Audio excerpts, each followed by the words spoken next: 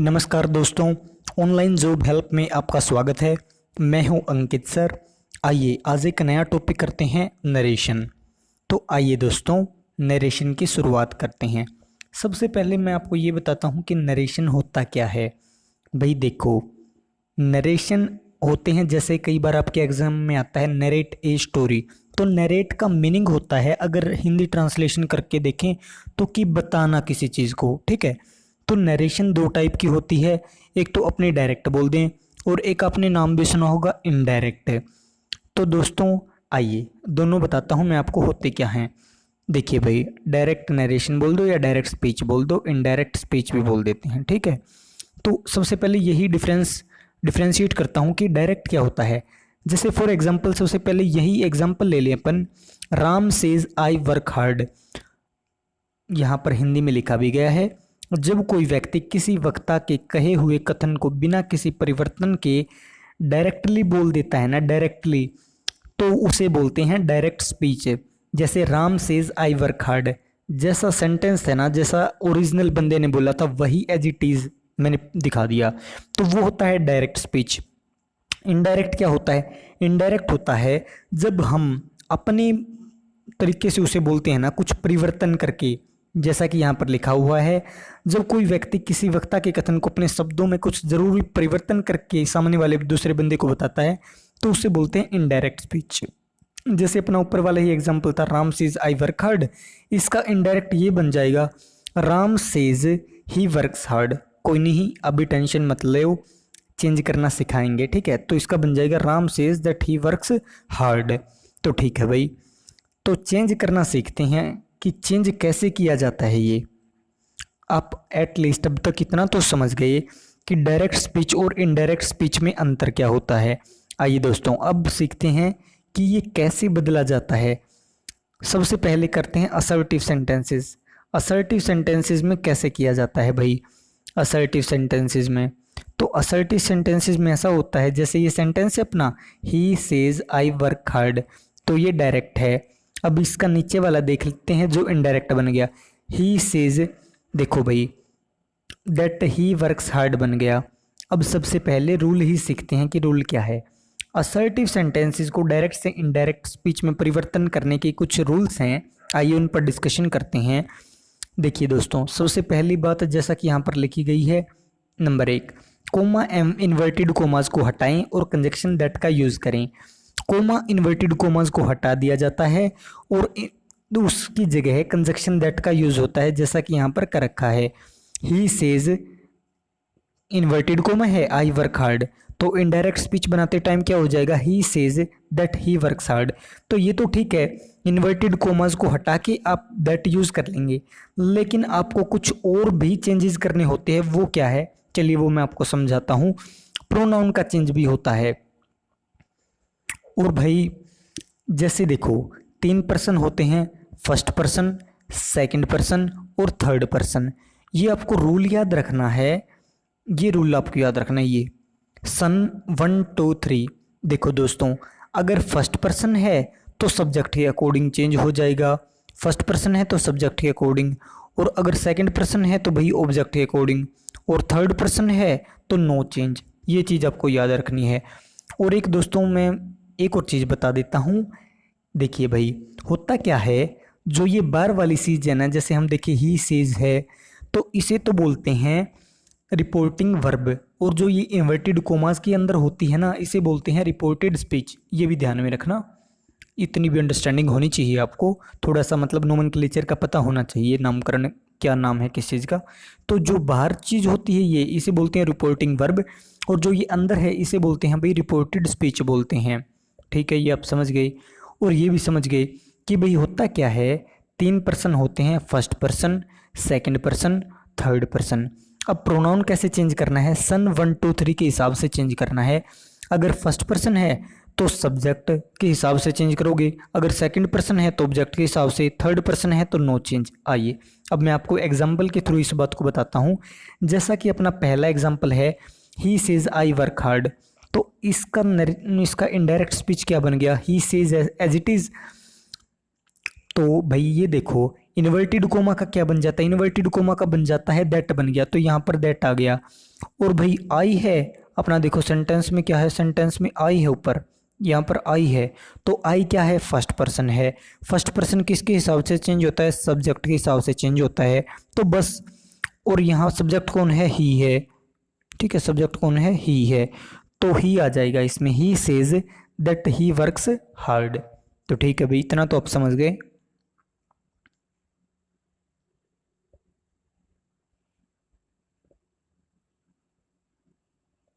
अब देखो भाई, जैसा कि अपना सेकंड एग्जांपल लेके बताता हूँ मैं आपको, फर्स्ट तो समझा दिया था, he says to me you work hard. तो भाई देखो, इसका इनडायरेक्ट ये बना, देखो ही का ही रहा, सेज टू का आपको बताऊंगा, सेज टू का टेल्स हो जाता है, हमेशा याद रखना। तो सेज टू का टेल्स बन गया, मी आ गया, इन्वर्टेड कोमा की जगह दैट आ जाता है, दैट आ गया। अब यू है, यू क्या है, यू है सेकंड पर्सन। तो सेकंड पर्सन आपको रूल याद होगा कि सन 1 2 3, ये रूल आपको याद रखना है कि फर्स्ट पर्सन है तो सब्जेक्ट के हिसाब से, सेकंड पर्सन है तो ऑब्जेक्ट के हिसाब से, थर्ड पर्सन है तो नो चेंज। बस ये चीज़ आपको याद रखनी है। वैसा ही यहाँ पर हुआ, यहाँ पर सेकंड पर्सन है अपना, सेकंड पर्सन है तो ऑब्जेक्ट के हिसाब से चेंज हो जाएगा। ऑब्जेक्ट कौन है, मी, तो मी का सब्जेक्टिव केस आ जाएगा आई, आई यहाँ पर यूज हुआ है, तो आई वर्क हार्ड, तो आपका इनडायरेक्ट स्पीच बन गया। बस इतनी सी आसान सी बात थी।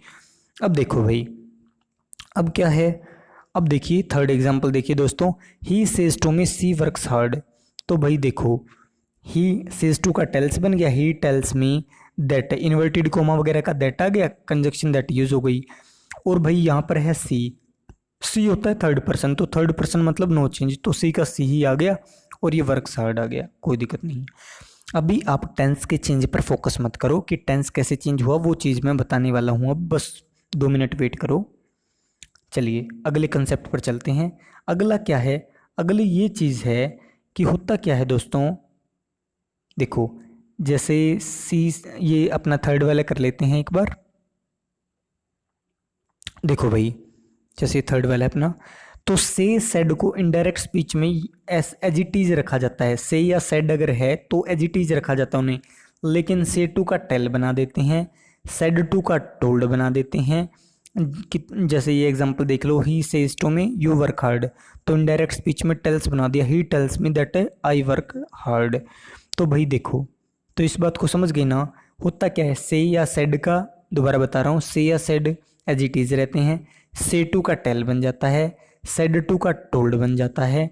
और भाई ये क्या है, टेल और टोल्ड के बाद टू का प्रयोग नहीं किया जाता। हाँ ये भी चीज़ याद रखना, टेल और टोल्ड के बाद टू का यूज़ नहीं होता है दोस्तों। और टेल और टोल्ड के बाद ऑब्जेक्ट का प्रयोग करना जरूरी होता है, टेल और टोल्ड के बाद ऑब्जेक्ट का प्रयोग करना जरूरी होता है, इस चीज़ को भी समझ लो। और भाई ठीक है, फोर्थ एक बार देखो, अगर रिपोर्टिंग वर्ब, आपको पता है ना रिपोर्टिंग वर्ब, वो रिपोर्टेड स्पीच वो होती है जो इन्वर्टेड कोमा के अंदर होती है, और जो बाहर होती है उसे रिपोर्टिंग वर्ब बोलते हैं। रिपोर्टिंग वर्ब सबसे मेन पॉइंट है भाई, इसमें गलती बहुत करते हैं बच्चे। अगर रिपोर्टिंग वर्ब प्रेजेंट अथवा फ्यूचर टेंस में है तो रिपोर्टेड स्पीच का टेंस चेंज नहीं होता।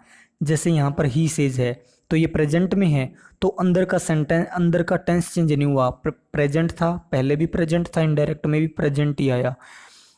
रिपोर्टेड स्पीच का टेंस सिर्फ और सिर्फ तभी चेंज होता है जब रिपोर्टिंग वर्ब पास्ट में होती है। One of the most important point है भाई ये जरूर ध्यान में रखना। पांचवा करते हैं, अगर रिपोर्टिंग वर्ब पास्ट में हो लेकिन रिपोर्टेड स्पीच, हाँ ये चीज़ भी आप शायद बचपन से पढ़ते आए हैं, आपको याद भी होगी कि जब भी रिपोर्टेड स्पीच जब भी यूनिवर्सल ट्रूथ होती है, यूनिवर्सल ट्रूथ हो, इडियम या फ्रेज हो, लोकोक्ति मुहावरा, या कोई हो हैबिचुअल एक्शन हो, या हिस्टोरिकल फैक्ट हो, तो रिपोर्टेड स्पीच का टेंस चेंज नहीं होता है भाई, ठीक है, इस चीज़ को भी याद रखना। जैसे for example he said the sun is a star, तो he said that the sun is a star ही करेंगे, the sun was a star नहीं करेंगे भाई, ठीक है, इस चीज़ को याद रखना हमेशा। छठा पॉइंट है, अगर रिपोर्टिंग वर्ब पास्ट में हो, रिपोर्टेड स्पीच इडियम फ्रेज इत्यादि नहीं हो, तो रिपोर्टेड स्पीच में निम्नलिखित परिवर्तन किए जाते हैं। चलिए दोस्तों अब परिवर्तन के बारे में पढ़ते हैं कि क्या परिवर्तन किए जाते। देखो भाई होता क्या है, ये अपन छठा पॉइंट कर रहे थे, अगर रिपोर्टिंग वर्ब पास्ट में हो, रिपोर्टेड स्पीच ईडियम या फ्रेज इत्यादि नहीं हो, तो रिपोर्टेड स्पीच में निम्नलिखित परिवर्तन किए जाते हैं। देखो भाई, मैं एक सिंपल सी चीज़ बता देता हूँ, ये बॉक्स याद रखना। V1 चली जाती है V2 में और V2 चली जाती है हेड प्लस V3 में। देखो चेंज इन टेंस नीचे लिखा भी हुआ है। V1 चली गई V2 में, V2 चली गई हेड प्लस V3 में। पहली बात ये याद रखना। दूसरी बात क्या है, इजेमआर चला गया वाजवर में, इजेमआर चला गया वाजवर में, वाजवर चला गया हेडबिन में। और भाई तीसरी बात, हैव चला गया हेड में, बस यही। और हेड आगे चेंज नहीं होता, नो चेंज। तो देखो भाई, मैं दोबारा अपनी बात को बताने का प्रयास करता हूँ। देखो भाई, पहला पॉइंट, V1 चला गया V2 में और V2 चली गई किस में, हेड प्लस V3 में। इजेमआर चला गया वाजवर में, वाजवर चला गया हेडबिन में। हैव चला गया हेड में और हेड होता है नो चेंज। तो बस ये चीज़ याद रखना भाई, सबसे इम्पोर्टेंट चीज़ है चेंज इन टेंस। तो अब तक आप सब कुछ समझ गए होंगे कि क्या करना है, कब रिपोर्टेड स्पीच का टेंस चेंज होता है, कब नहीं होता है, और होता है तो कैसे चेंज करते हैं। Simple present V1 simple past यानी V2 में चली जाती है और सिंपल पास्ट पास्ट परफेक्ट यानी हेड प्लस V3 में चला जाता है। और प्रेजेंट कंटिन्यूस जिसकी हेल्पिंग वर्ब इजेमआर होती हैं वो पास्ट कंटिन्यूस में चली जाती हैं जो वाजवर होती हैं। और past continuous past perfect continuous में चला जाता है जिसकी हेल्पिंग वर्ब हैड बीन होती है। और भाई होता क्या है, और एक अपनी तीसरी लाइन और याद रखो ये, कि जो पास्ट परफेक्ट है, जब जैसे प्रेजेंट परफेक्ट या पास्ट परफेक्ट कंटिन्यूस है वो हैव में चला जाता है, और पास्ट परफेक्ट या पास्ट परफेक्ट कंटिन्यूस है वो हेड में चला जाता है, और भाई हेड नो चेंज होता है। तो इस चीज़ को याद रखना दोस्तों, ठीक है भाई। आइए अगला करते हैं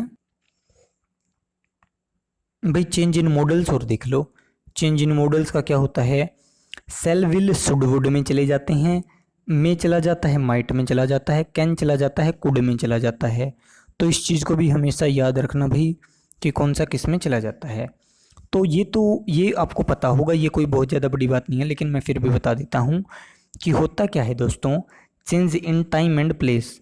टाइम एंड प्लेस में क्या चेंज होता है, तो भाई देखिए, टुडे चला जाता है दैट डे में, टुमारो चला जाता है द नेक्स्ट डे में, यस्टरडे चला जाता है द प्रीवियस डे में, द डे बिफोर नाइट में भी बोल देते हैं, द डे बिफोर में भी चला जाता है, टू नाइट चला जाता है दैट नाइट में, लास्ट चला जाता है द प्रीवियस में। फॉर एग्जाम्पल लास्ट डे है तो द प्रीवियस डे कर देंगे, लास्ट नाइट है तो द प्रीवियस नाइट कर देंगे। हेयर चेंज हो जाता है देयर में, दिस चेंज हो जाता है दैट में, दी चेंज हो जाता है दोज में, एगो चेंज हो जाता है बिफोर में, नाउ चेंज हो जाता है देन में। तो ये आपको चेंज करना होता है।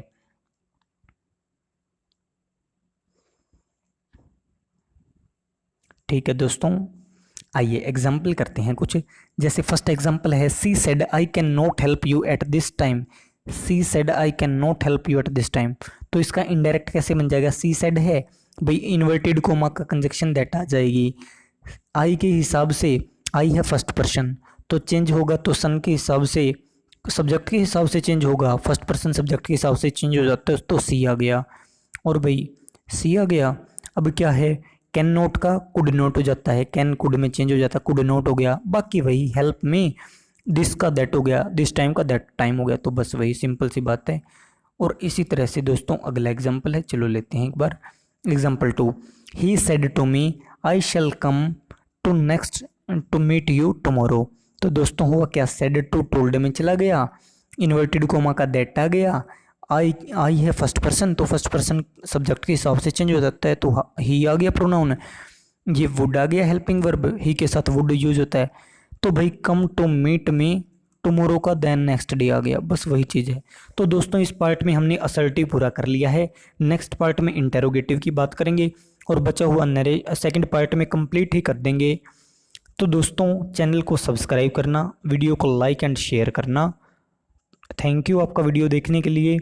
और भाई एग्ज़ाम से ज़्यादा डरने वाली कोई बात नहीं है, एग्ज़ाम जल्दी ही कंडक्ट होंगे, आप अपनी तैयारी पर पूरा फोकस रखिए। हम जितना कंटेंट दे सकते हैं आपको दे रहे हैं और अपनी तरफ से हम पूरी कोशिश कर रहे हैं, 100% दे रही हैं। जितना मैं करवा रहा हूँ उससे बाहर कुछ नहीं आएगा। वॉइस कर लिया आपने, वही है वॉइस। एयरफोर्स में तो एक क्वेश्चन गारंटेड आता है, चाहे आप एक्स ग्रुप का पेपर दे रहे हो चाहे वाई ग्रुप का। 1 नंबर का तो भाई आता ही आता है, 1 नंबर का एक क्वेश्चन वॉइस का आता है, एक क्वेश्चन नरेशन का आता है। तो शांति से अपनी तैयारी करते रहो। ठीक है दोस्तों, चैनल को सब्सक्राइब करना, बाय बाय, और वीडियो को लाइक एंड शेयर करना।